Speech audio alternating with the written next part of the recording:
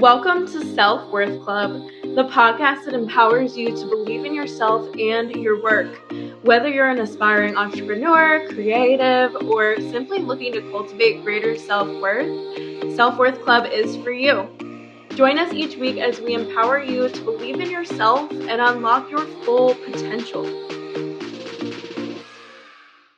Hi, babes. I'm your host, Zoe, and I have something to talk to you about today that I am so excited. I was literally screaming on my Instagram story after I finished writing this script. It is so powerful, like absolutely life-changing once you get the hang of this.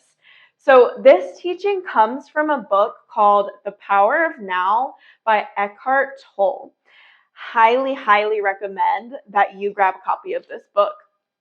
I'll be quoting and paraphrasing throughout this episode, basically giving you the gist of chapter 1, which is the main idea for the book, and that is becoming more connected to our true self and the higher version that, if you're here listening to my podcast today, I'm sure you've been searching for. So I want to kick it off with a quote from page 58 that says, "The present moment is all you ever have. There is never a time when our life is not this moment." Is that not a fact?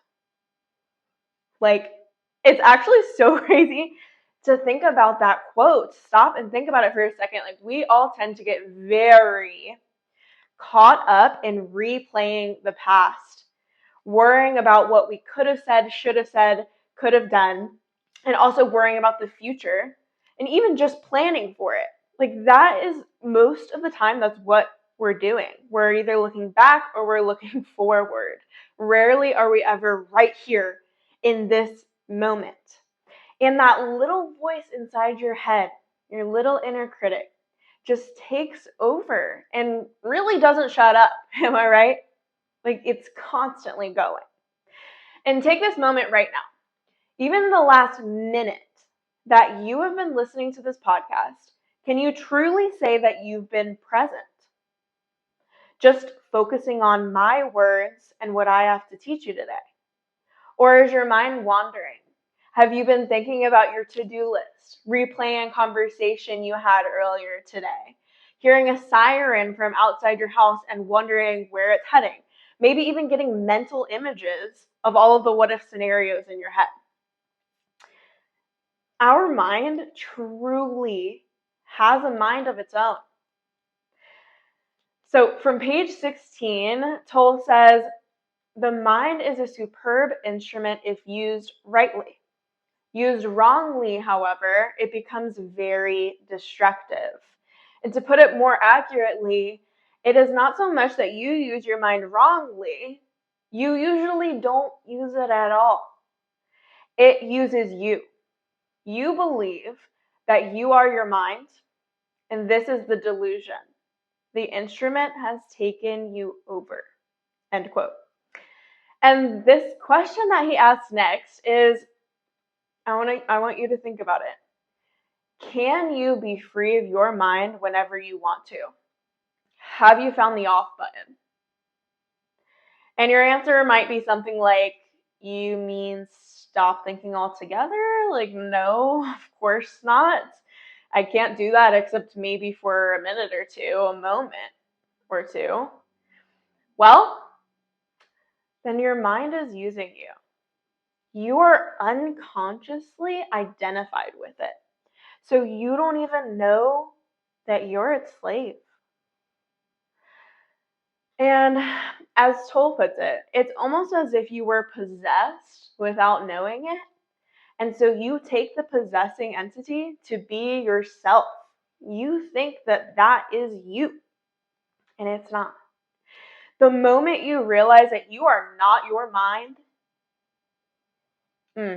everything changes. The book refers to your mind as the thinker. And the moment you realize that you are not the thinker and you start to watch the thinker, a higher level of consciousness is activated within you. you then begin to realize that there is so much beyond this, that thought is only a tiny aspect of your intelligence. Isn't that like actually so exciting to think about? Like, you've barely scratched the surface. You'll also realize that all of the things that truly matter, beauty, love, creativity, joy, inner peace, they all arise from beyond the mind. You begin to awaken.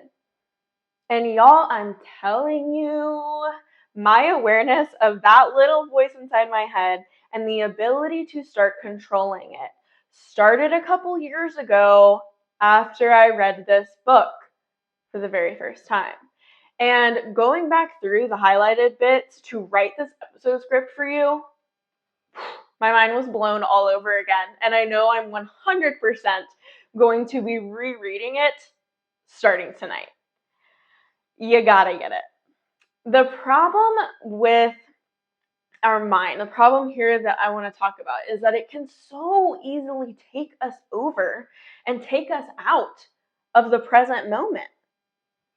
And while I might have been more aware and present in the moments after reading this, in the months after reading this book, when it was very fresh in my mind, at some point, the thinker, my mind, slowly started to take over again. And although it's nowhere near what it used to be, and I am able to have more control over my thoughts, definitely, and how it affects my emotions and actions than I was before, I'm telling you, this is an area where there is always work to be done. And just like you have to continue to exercise your body to keep your gains, the same has to be done with your mind to stay conscious and present. Virtually everyone has a voice in their head, or voices. It's giving you continuous monologues and dialogues, narrating your entire life, with positive and negative comments, with judgment of others or things, comparisons, complaining, likes, dislikes, and the list goes on. I'm sure you know what I'm talking about. And it's not even relevant half the time. Like, it's just so random or focused in the past, things we can't do anything about. Like, you'll be at the gym, listening to your bangers playlist, working out, and meanwhile, in your head, you're rehearsing this conversation that you've been planning to have with your partner, and you're literally getting mental images, you're going back and forth with scenarios. Like, it's crazy. And it's also not uncommon for the little voice in your head to be your own worst enemy. Many people live with a bully in their head that constantly attacks, punishes, and belittles them. That is the most draining thing. Some speak to themselves in the first person and some in the second. And a lot of people even come to ask, why can't I shut you off? Have you ever asked that? Ever thought that? You're not alone. And it doesn't have to be this way. So I'm going to give you the first step to freeing yourself from it right here, right now. And that is awareness. Start listening to the voice as often as you can and pay specific attention to any repetitive thoughts. This is called watching the thinker. While you're watching the thinker, it is super important not to pass judgment or criticize your thoughts, those thoughts that your mind is coming up with. Because then that would mean that the same voice has come in again through the back door. You're simply a witness to the thoughts. And soon you'll realize there is a voice, and I'm here listening to it, watching it. And your mind will be blown. This is I am realization. This sense of your own presence is not a thought. It arises from beyond the mind. I'm going to give you a minute. Take a second and soak all of that in, and maybe even replay the last 30 seconds. Okay, so let's dive a little bit deeper here. When you listen to a thought, you are aware not only of the thought, but also yourself as a witness to the thought. A new dimension of consciousness has come in. As you listen to the thought, you feel a conscious presence. This is your deeper self. I had to make sure my mic was on. This is your deeper self, and it is so cool to realize this. It is behind or underneath the thoughts, because again, you are not your mind. And the thought then loses its power over you and quickly subsides because you're no longer energizing the mind through identifying with it. And this is the beginning of the end of your inner critic, of your mind's involuntary and compulsive thinking. We're gonna get quiet. So with this, gaps of nothingness, of stillness will start to appear. Just small moments to start off with, but the more you practice this awareness, the longer those moments of stillness and peace will get, allowing you to be fully present in your life. And this is where you will feel the most joy, the most gratitude for where you are now, no matter what the circumstances are. Another way to create this gap of stillness is to be extremely present and focused in the moment. And you can practice this by taking something that feels routine to you, where your mind tends to wander, and give it all of your undivided attention. So for example, like brushing your teeth.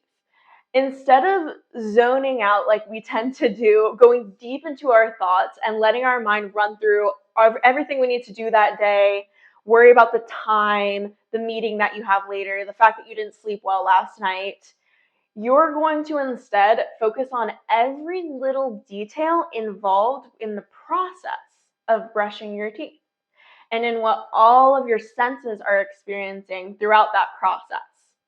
So now a task that was once just a means to an end becomes an end in itself.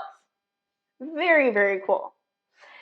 And here's the last thing I want to leave you with to think on, because although this was short and sweet, it was a lot of information to process, and you've got some things to practice.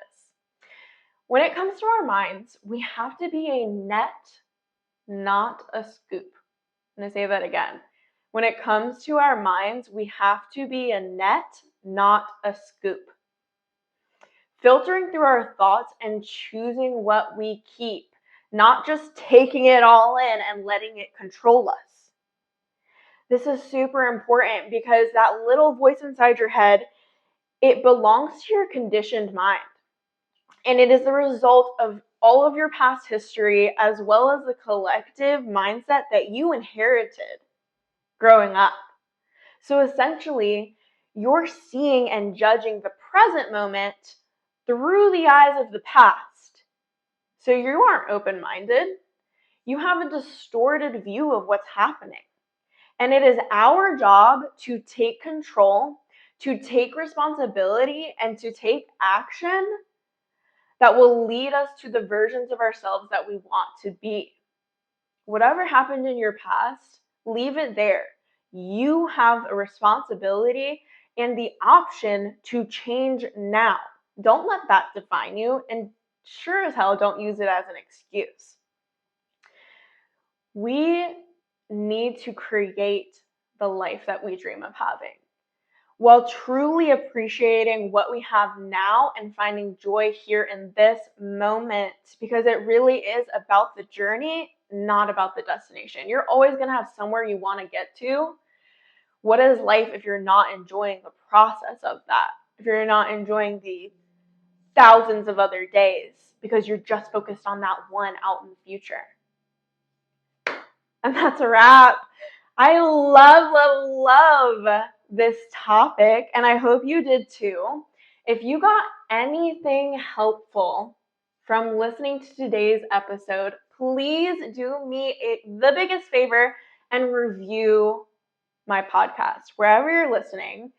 and or take a screenshot, share it on your story, tag me, please.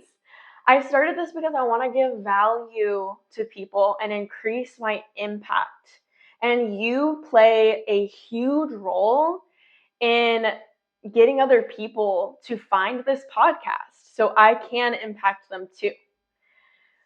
So I would appreciate so much, and I love hearing your thoughts and seeing you share it. It truly makes me so happy you have no idea. So from the bottom of my heart, I appreciate it, and thank you in advance. And thank you so much for being here. I'll see you next week. P.S. My Instagram for the pod is @_selfworthclub.